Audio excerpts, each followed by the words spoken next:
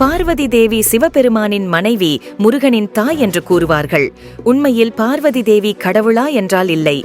முருகன் கங்கையில் உள்ள நாணற்காட்டிற் பிறந்தது என்பது என்ன? ஆன்ம இயற்கை குணமாகிய தயவே கங்கை.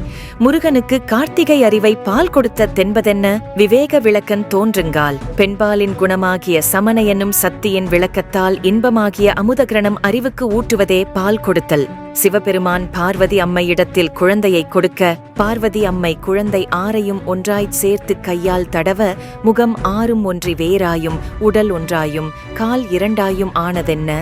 பரமாத்மாவாகிய சுவாமி அருளென்னும் சக்தியுடன் தயவென்னும் நதிக்கரையில் சகிப்பென்னும் நாணற்காட்டில் இருக்கும்போது சமாதி நிலை கைகூடும். இவற்றைப் போல் பார்வதியின் மற்ற அவதாரங்களான அன்னபூரணி, பராசக்தி அவதாரங்களும் தத்துவக் கதைகளே. மேலும் திருவிளையாடல் என்பதே உண்மை அல்ல, அது ஒரு தத்துவக் கதை என்கின்றார் வள்ளலார்.